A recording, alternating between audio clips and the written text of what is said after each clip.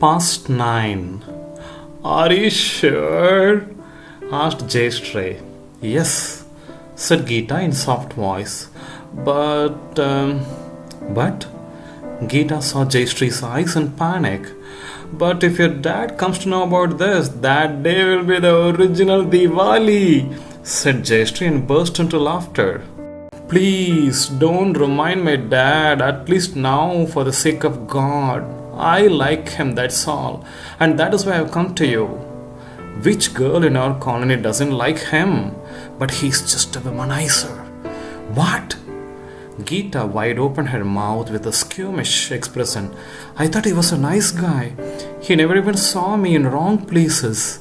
Oh, sorry, womanizer is a big word. I just teased you. But I won't say that this word is totally irrelevant. He's always behind some girls, you must know that, said Jayastray, biting the piece of carrot from the salad. Hey, please don't say like that. Geeta expressed stunned. What? You only asked and wanted his details. Why should I say wrong information about him? Am I having any affair with him? Already I can't manage the existing ones. By the way, you are my friend. How can I ever say lie to you? Won't it spoil our friendship? Thanks, Dee, but please tell me more about him, said Geeta, insisting it. Do you know he already loved a girl and it was dropped? What? Exclaimed Geeta in a shock. Her name is Bharati.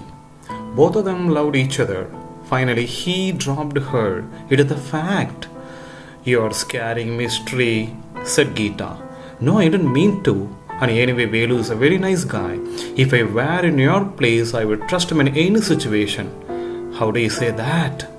My experience, said Jayastray and winked with boys. Jayastray's house was in the end of our street, almost opposite to Velu's factory. She had two elder brothers, both jobless and unmarried. Her mom and dad were not living together. So eventually, Jayastray was brought up in only boys' environment. She studied up to 8th standard, then stopped studying and stayed in house for taking care of household responsibilities.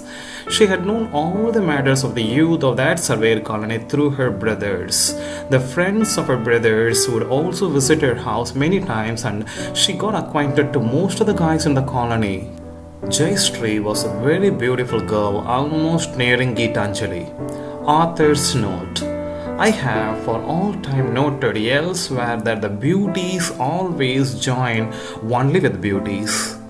Though in the initial stage, Jayastray told all the facts about Velu which scared Gitanjali a lot, she later encouraged Geeta to love him and also favored so many helps to make the love bloom successfully. In next 2 days. Is Auntie there? As usual, Velu was standing near the main door with bag full of tomatoes and said to, opportunely, Geeta, who came to the door and unveiled the door screen. Seeing the tomato bag and with guarding look, Geeta said, this time, tomatoes. Velu grinned. I am not a roadside girl, said Geeta without eye contact but frowningly holding the curtain screen tight. Velu was all blinking. No one is home. I must study now. I will ask my mom to come to your house if you really want something very important to speak.